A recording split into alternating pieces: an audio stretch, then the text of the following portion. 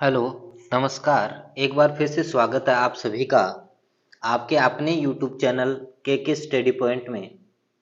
आज हम अध्ययन करेंगे कक्षा 12 के राजनीति विज्ञान का प्रथम पार्ट समकालीन विश्व राजनीति का तीसरा अध्याय है समकालीन दक्षिण एशिया और इसका दूसरा भाग आज अपन पढ़ने जा रहे हैं। इससे पहले इसका पहला भाग है वो अपन ने पढ़ लिया है, जिसमें अपन ने दक्षेस क्या है, दक्षिण एशिया में कौन कौन से देश है वो शामिल है, इन सब के बारे में विस्तृत जानकारी है वो प्राप्त की है। आज अपन अध्ययन करने जा रहे हैं इसका दूसरा भाग, जिसमें अपन अध्ययन करेंगे भारत और पाकिस्तान के बीच समझौते हुए वो कौन से समझौते थे, भारत और बांग्लादेश, पाकिस्तान और बांग्लादेश का विभाजन किस तरीके से हुआ, इन सब के बारे में विस्तार से अध्ययन करेंगे।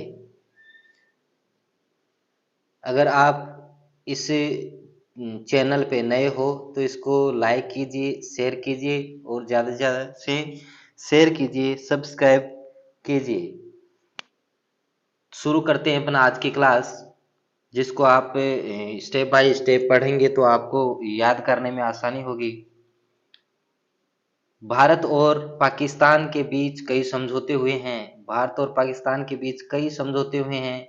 उनमें पर एक समझौता है जो 3 जुलाई 1972 को इंदिरा गांधी व जुल्फिकार अली भुट्टो के बीच समझौता हुआ था और उस समझौते को अपन शिमला समझौते के नाम से जानते हैं। शिमला समझौता हुआ था, उसके नाम से अपन उसको जानते हैं। दूसरा है ताशकंद समझौता, जो भारत और पाकिस्तान के बीच 10 जनवरी 1966 को हुआ था। यह एक शांति समझौता था। इस समझौते के अनुसार यह तय हुआ कि भारत और पाकिस्तान अपनी शक्ति का प्रयोग है नहीं करेगा और अपने झगड़ों को शांतिपूर्वक ढंग से निपटाएगा, तय करेगा। मतलब भारत और ताशकंद जो समझौता था वो भारत और पाकिस्तान के बीच हुआ और भारत और इस जो समझौता था इसमें ये कहा गया था कि भारत और पाकिस्तान है वो अपनी किसी भी सैन्य शक्ति का प्रयोग है वो नहीं करेगा। कोई भी जो विवाद है उसको निपटाने के लिए सैन्य शक्ति की बजाय बातचीत से उनको हल करेगा। इसे ही अपन ताशकंद समझौते के नाम से जानते हैं और ये 10 जनवरी 1966 को हुआ था।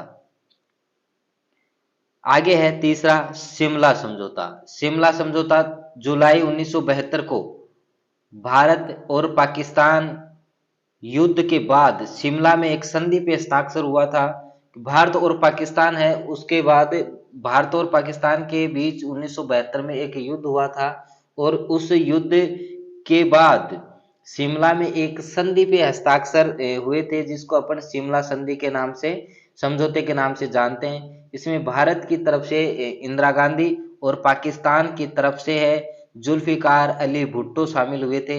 यानी इंदिरा गांधी और जुल्फिकार अली भुट्टो के बीच में ये जो समझौता हुआ था, जिस संधि पे हस्ताक्षर हुए थे उसको अपन शिमला समझौते के नाम से जानते हैं। उसके बाद है बांग्लादेश। बांग्लादेश था, उसका भारत के साथ क्या संबंध है, बांग्लादेश में लोकतंत्र की स्थापना किस तरीके से हुई और बांग्लादेश है वो किस तरीके से बांग्लादेश है वो बना था। तो बांग्लादेश में लोकतंत्र की स्थापना शेख मुजीबुर रहमान की अगुवाई में बांग्लादेश का निर्माण हुआ। शेख मुजीबुर रहमान था, उसकी अगुवाई में बांग्लादेश का निर्माण हुआ और 1947 से 1971 तक बांग्लादेश पाकिस्तान का अंग था, जिसे पूर्वी पाकिस्तान के नाम से जाना जाता है। 47 से 71 तक पाकिस्तान का ही हिस्सा था बांग्लादेश और इसको अपन पूर्वी पाकिस्तान के नाम से जानते हैं। देखो ये वाला भाग है, ये भी पाकिस्तान है, ये पाकिस्तान है, जिसको पश्चिमी पाकिस्तान है वो कहते हैं अपन, पश्चिमी पाक है ये, और ये पूर्वी पाक है, जिसको बाद में क्या बना दिया गया, बांग्लादेश बना दिया गया। ये बाद में क्या बना था, बांग्लादेश बना था, क्योंकि ये बंगाल के पास था। अब इस बांग्लादेश का निर्माण है वो किस तरीके से हुआ, तो जब जनसंघर्ष हुआ और उस जनसंघर्ष में बंगाली भाषा जो बोलने वाले थे और यहाँ की जो संस्कृति थी उसको लेकर जनसंघर्ष हुआ। बुर्रहमान शेख, जिसको मुजीद बोलते हैं, इन्होंने एक पार्टी की स्थापना की जिसका नाम था आवामी लीग। आवामी लीग की स्थापना की और मांग की, स्वतंत्रता की मांग की थी। 1966 में स्वतंत्रता की मांग की जिसमें 6 मांगे थी इनकी। बाद में मार्च 1971 में आजादी की घोषणा हुई और मार्च 1971 में आजाद हुआ और पूर्वी जो पाकिस्तान है वो क्या बन गया, बांग्लादेश है वो बन गया। क्योंकि पाकिस्तान है वो भी दो भाग थे उसके, पूर्वी पाकिस्तान और पश्चिमी पाकिस्तान। पूर्वी पाकिस्तान वाला क्षेत्र बड़ा भूभाग था, यहाँ का दबदबा वर्चस्व ज्यादा था, और पश्चिमी पाकिस्तान का, सॉरी, पूर्वी पाकिस्तान है उसका यहाँ जो लोग रहते थे वो ज्यादातर लोग क्या बंगाल के टच में थे, तो बंगला भाषा या बंगला संस्कृति से जुड़े हुए थे। तो देखते हैं आगे किस तरीके से 1970 के चुनाव में आवामी लीग ने पूर्वी पाकिस्तान की सभी सीटें जीत ली। पूर्वी पाकिस्तान ने है सभी सीटें जीत ली थी 1970 के चुनाव में, और संविधान सभा के लिए बहुमत भी मिल गया था। इनको संविधान सभा में बहुमत भी मिल गया था, परंतु बैठक नहीं बुलाई गई, मुजीब को गिरफ्तार कर लिया गया। 1970 के चुनाव में आवामी लीग ने पूर्वी पाकिस्तान में अपनी जीत दर्ज की थी और संविधान सभा के लिए बहुमत उनको मिल गया था, परंतु क्या हुआ कि बैठक है वो नहीं बुलाई गई और जो मुजीब था उनको गिरफ्तार कर लिया गया। उसके बाद जनता पर हमला हुआ। जनता, वहां की जो जनता थी वहां उस पे क्या हुआ, हमला हुआ और करीब 80 लाख लोग थे वो भारत आ गए, भारत में शरणार्थी के रूप में आ गए, भारतीय सीमा पे आ गए थे। और आजादी का भारत ने समर्थन, वित्तीय व सैन्य मदद की। आजादी के लिए, जैसे बांग्लादेश को आजाद करवाने के लिए भारत ने उसका समर्थन भी किया, वित्तीय और सैन्य मदद भी की, जिससे भारत और पाकिस्तान के बीच 1971 में युद्ध हुआ और युद्ध के फलस्वरूप है बांग्लादेश बना। बांग्लादेश है वो बना। अब बांग्लादेश पूर्वी पाकिस्तान से अलग होने के क्या कारण थे, बांग्लादेश है वो पूर्वी पाकिस्तान से क्यों अलग हुआ, पूर्वी पाकिस्तान और पश्चिमी पाकिस्तान, तो पूर्वी पाकिस्तान क्यों अलग हुआ, तो सबसे पहली बात दबदबा वर्चस्व है किसका, पश्चिमी पाकिस्तान का।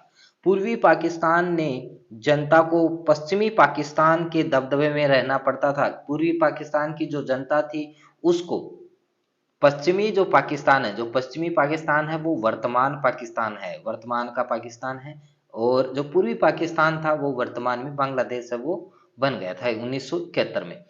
तो उसके दबदबे में रहना पड़ता था। दूसरी बात ये भाषा, पूर्वी पाकिस्तान पर जबरदस्ती उर्दू भाषा लागू की गई, जबरदस्ती थोपी गई, पूर्वी पाकिस्तान पे भाषा थोपी जा रही थी कि आपको उर्दू भाषा है वो काम में लेनी है, जबकि यहाँ के जो लोग थे वो बंगाल के पास थे, इसलिए बंगला भाषा है उसको जानने वाले थे, बोलने वाले थे, और इसके साथ ही वो बंगला भाषा और बंगला संस्कृति के साथ दुर्व्यवहार होना शुरू हो गया। और जो पश्चिमी पाकिस्तान है, उन्होंने पूर्वी पाकिस्तान है उसके ऊपर है बंगला भाषा पे और वहाँ की जो संस्कृति है उसके ऊपर दुर्व्यवहार करना है वो शुरू कर दिया। आगे है सत्ता में भागीदारी, पूर्वी पाकिस्तान को सत्ता से दूर रखना या ज्यादा हिस्सेदारी ना देना। पूर्वी पाकिस्तान है उसको पश्चिमी जो पाकिस्तान है वो सत्ता से दूर रखता था, और रखता था तो बहुत कम हिस्सेदारी उनको देता था। शेख मुजीबुर रहमान, अंततः क्या हुआ कि शेख मुजीबुर रहमान था, इसने इनके खिलाफ आवाज उठाई और पश्चिमी पाकिस्तान के प्रभुत्व के खिलाफ जन संघर्ष का नेतृत्व किया। शेख मुजीबुर रहमान ने किया। किसने, शेख मुजीबुर रहमान था जिसने क्या किया, पश्चिमी पाकिस्तान है उनके खिलाफ आवाज उठाई और उन संघर्ष किया, और उसका नेतृत्व है वो शेख मुजीबुर रहमान ने किया। 1970 में चुनाव में, अब 1970 के चुनाव के बाद जो अभी अपन ने पहले पढ़ी कि 1970 के चुनाव में शेख मुजीबुर रहमान के नेतृत्व में एक पार्टी का गठन किया गया और उस पार्टी का नाम था आवामी लीग। आवामी लीग पूर्वी पाकिस्तान की सारी सीटों पे क्या हुआ था, विजय हुआ था। पूर्वी पाकिस्तान में क्या हुआ था, ये विजय हुआ था। आवामी लीग को संपूर्ण पाकिस्तान के लिए प्रस्तावित संविधान सभा में बहुमत हासिल हो गया था। आवामी लीग को भी बहुमत मिल गया था पूरे पाकिस्तान में संविधान सभा में। लेकिन लेकिन हुआ क्या, सरकार लेकिन सरकार पर पश्चिमी पाकिस्तान के नेताओं का दबदबा था। सरकार बनाने में पश्चिमी जो पाकिस्तान थे उनके नेताओं का दबदबा था और सरकार ने इस सभा को आहूत करने से इनकार कर दिया, इस सभा को मानने से इनकार कर दिया। आगे है, जनरल याहिया खान के सैनिक शासन में पाकिस्तानी सेना ने पूर्वी पाकिस्तान की जनता के आंदोलन को कुचलने की कोशिश की। पूर्वी जो पाकिस्तान है उसकी जनता को कुचलने का काम है वो सैनिक शासन ने किया था और हजारों लोग पाकिस्तानी सेना के हाथों मारे गए थे। और पूर्वी पाकिस्तान के हजारों लोग है वो पश्चिमी पाकिस्तान की सेना है, सैनिक शासन जो है उसके द्वारा मारे गए थे। क्योंकि पाकिस्तान में हमेशा ही एक जैसा शासन नहीं रहा है, पाकिस्तान में कभी लोकतंत्र कभी सैनिक शासन इस तरीके से चलता रहा है। पूर्वी पाकिस्तान से बड़ी संख्या में लोग भारत पलायन कर गए। अब पूर्वी पाकिस्तान था जो वर्तमान में बांग्लादेश है, वहां से बड़ी संख्या में कितने 80 लाख लोग हैं वो कहाँ आ गए थे, भारत की तरफ पलायन कर गए थे। और भारत के सामने एक बड़ी समस्या आन खड़ी हुई थी कि भारत के सामने अब इन शरणार्थियों को संभालने की समस्या खड़ी हो गई थी। भारत की सरकार ने पूर्वी पाकिस्तान के लोगों की आजादी के लिए उनका समर्थन भी किया और उन्हें वित्तीय और सैन्य मदद भी दी, वित्तीय और सैन्य सहायता है वो भी दी। परिणाम स्वरूप 1971 में भारत और पाकिस्तान के बीच भी क्या हो गया, युद्ध छिड़ गया। परिणाम स्वरूप भारत और पाकिस्तान के बीच में 1971 में युद्ध छिड़ गया। इस बात को लेके क्योंकि पूर्वी पाकिस्तान था जो बांग्लादेश है उसका भारत ने क्या किया था, समर्थन किया, सहायता दी, सैन्य सहायता दी, इसलिए वहां भारत और पाकिस्तान के बीच है वो युद्ध छिड़ गया। पूर्वी पाकिस्तान में पाकिस्तानी सेना के आत्मसमर्पण तथा एक स्वतंत्र राष्ट्र बांग्लादेश के निर्माण के साथ हुई। अब पूर्वी पाकिस्तान में पाकिस्तानी सेना ने आत्मसमर्पण कर दिया तथा एक नया राष्ट्र बना जिसका नाम क्या पड़ा, बांग्लादेश पड़ा, जो वर्तमान में क्या है, बांग्लादेश, जो उस समय क्या था, पूर्वी पाकिस्तान था। बांग्लादेश ने अपना संविधान बना लिया, बनाकर और उसमें अपने आप को धर्मनिरपेक्ष, लोकतांत्रिक तथा समाजवादी देश घोषित कर दिया। अब बांग्लादेश ने क्या कर लिया, अपना संविधान बना लिया 1972 में। 1972 में क्या किया, बांग्लादेश ने क्या बना लिया, अपना संविधान बना लिया और अपने आप को धर्मनिरपेक्ष, साम्यवादी, लोकतांत्रिक राष्ट्र है वो घोषित कर दिया।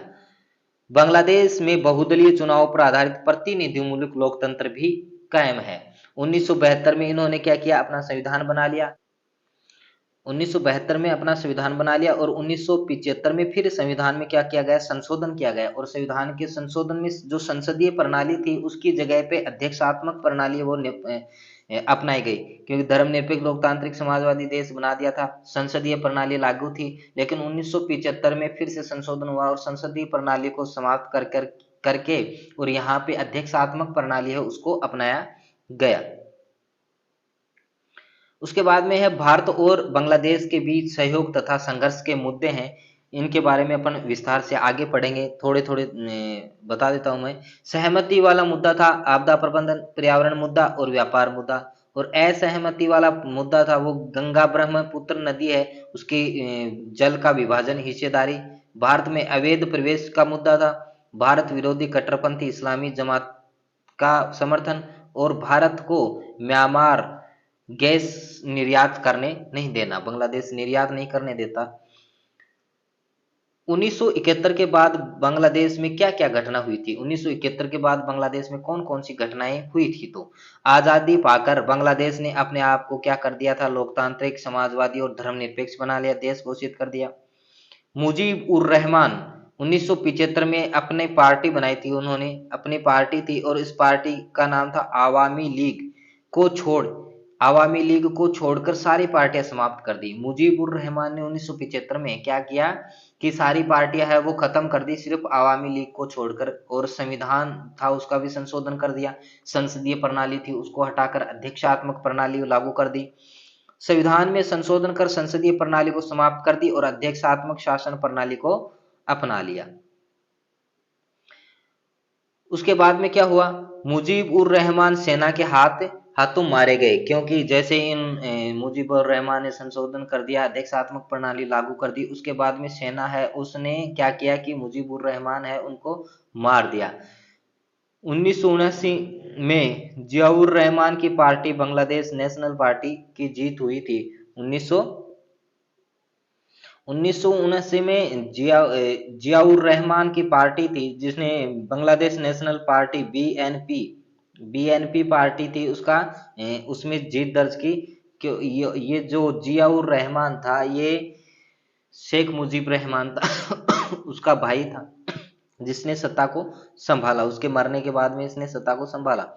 अब भारत व तथा बांग्लादेश के बीच का विवाद, भारत और बांग्लादेश के बीच क्या विवाद हुआ था, विवाद भी हुए थे और संबंध भी। अगर संबंधों की बात करें तो भारत और बांग्लादेश के बीच 20 वर्षों से लगातार अच्छे संबंध है वो चले आ रहे थे, लेकिन बीच में विवाद भी कुछ मुद्दों को लेकर हुआ। पहला क्या था, भारत और बांग्लादेश के बीच ब्रह्मपुत्र तथा गंगा नदी गंगा का जो जल है उसकी हिस्सेदारी को लेकर विवाद खड़ा हो गया। भारत बांग्लादेश के मध्य ब्रह्मपुत्र नदी और गंगा नदी है उसके जल के विभाजन को लेकर विवाद हुआ। दूसरा, भारतीय सेना को पूर्वोत्तर भारत में जाने के लिए बांग्लादेश रास्ता नहीं देता था।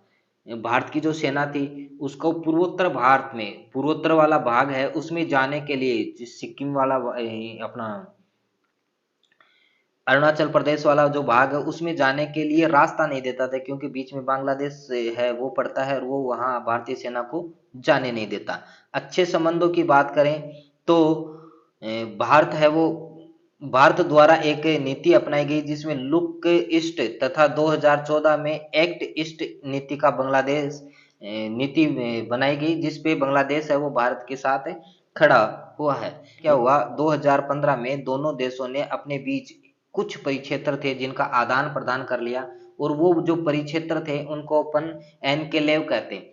एनक्लेव का मतलब क्या हुआ कि जो बांग्लादेश है और जो भारत है, माने ये बांग्लादेश है और ये भारत है, तो कुछ बांग्लादेशी लोग हैं वो भारत में यहाँ रह रहे थे और कुछ भारतीय लोग हैं वो यहाँ बांग्लादेश में रह रहे थे। तो 2015 में क्या हुआ कि ये जो बांग्लादेश में रह रहे थे इन लोगों को तो बांग्लादेशी बना दिया, और जो लोग भारत में रह रहे थे बांग्लादेश के उनको भारतीय बना दिया, क्योंकि ये जो जनता यहाँ रहती थी उनको खुद को कंफ्यूज रहता था कि अपन किस देश में हैं। बांग्लादेश में जाए तो कहते भारतीय, भारत में जाए तो कहते बांग्लादेशी। तो इस तरीके से 2015 में इनका क्या किया गया, क्षेत्रों का ही आदान प्रदान कर दिया। दोनों देशों के बीच व्यापार बहुत तेजी से बढ़ा, दोनों देश हैं उनके बीच में व्यापार है वो भी बहुत तेजी से बढ़ा। आपदा प्रबंधन और पर्यावरण के मामले थे उनमें भी दोनों देशों का सहयोग रहा। साथ ही एक इम्पोर्टेंट है कि इसमें दिसंबर 1996 में एक संधि हुई थी, गंगा नदी जल बंटवारा हुआ था। गंगा नदी जल बंटवारा हुआ था, और ये जो गंगा नदी जल बंटवारा था उस समय जो संधि हुई उसका नाम था फरक्का संधि। फरक्का संधि, इसको याद रखना, फरक्का संधि हुई थी। जो गंगा नदी के जल का बंटवारा हुआ था उसको अपन किस नाम से जानते हैं, फरक्का संधि के नाम से जानते हैं। आज के अध्याय में, आज के इस वीडियो में इतना ही। मिलते हैं अपन नए टॉपिक के साथ नए वीडियो में। धन्यवाद।